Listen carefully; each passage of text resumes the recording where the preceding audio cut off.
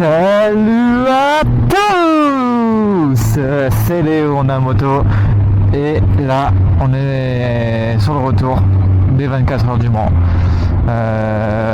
avec un temps vraiment pourri.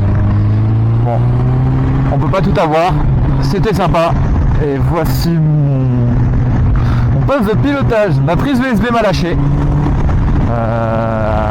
Du coup là ici c'est une batterie externe qui tient dans une housse imperméable et j'espère que ça va tenir parce qu'il me reste 2h30 pour rentrer à Nantes. Voilà, et je sais pas si je pourrais vous filmer ça ou pas, mais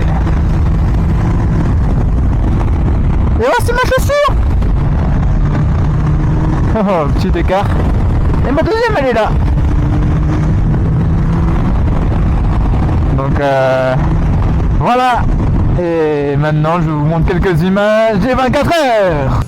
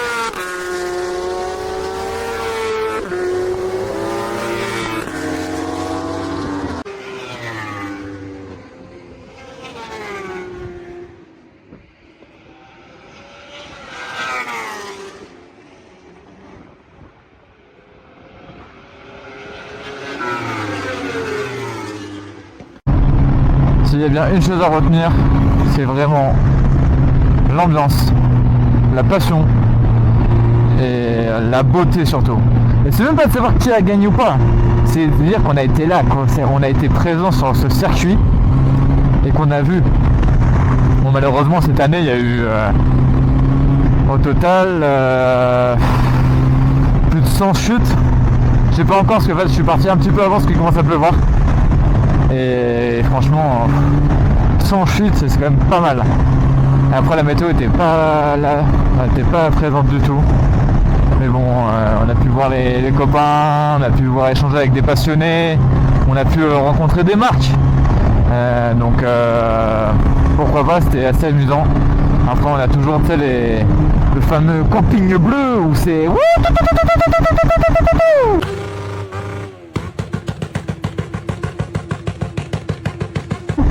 et bah putain, je le fais super bien.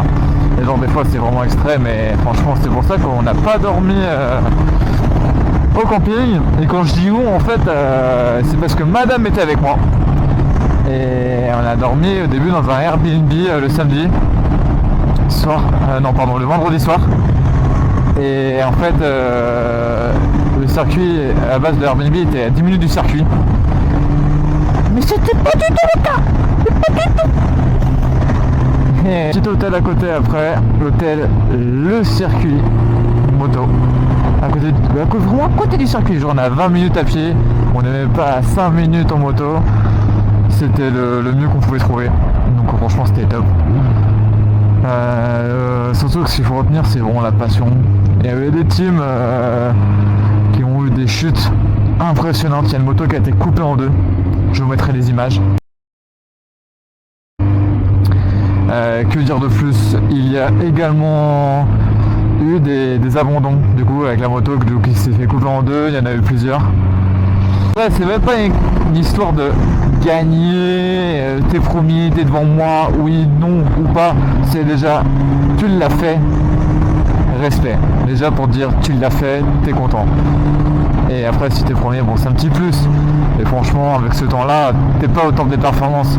Il y a des changements de pneus neufs qui ont été faits à 6h du matin. T'es obligé de recommencer parce que il pleut plus, la route est sèche, la piste est sèche. Faut qu'on change, nanana. C'est très sportif. Et franchement, après c'est la passion avant tout. Hein. Donc voilà. Hein. On a pu retrouver toutes les concessions, les plus grandes en tout cas, telles que Yamaha, Honda, Suzuki et bien sûr Kawasaki. Et on a pu retrouver les principaux vendeurs d'accessoires. On a retrouvé Maxxis, Daffy et Motoblues, qui est quand même des super magasins. Et surtout les prix en valaient le coup, il y avait des belles offres sur des gros casques. On retrouvait par exemple des Airfar 1, le casque Alpine Star, avec une petite remise tout de même, mais il y avait une remise. Après on restait quand même sur du classique basique parce qu'ils n'avaient pas un stock illimité. Il fallait vraiment... fallait pas chercher un truc qui sorte de l'ordinaire quoi. Et du coup oui, comme j'ai dit en fait, je suis pas venu tout seul en fait. On a fait l'aller avec madame, à deux, sur un phaser, sans top case, sans valise. Et sur les routes de campagne de préférence. J'aime pas trop la 4 voies en moto, c'est pas vraiment mon délire.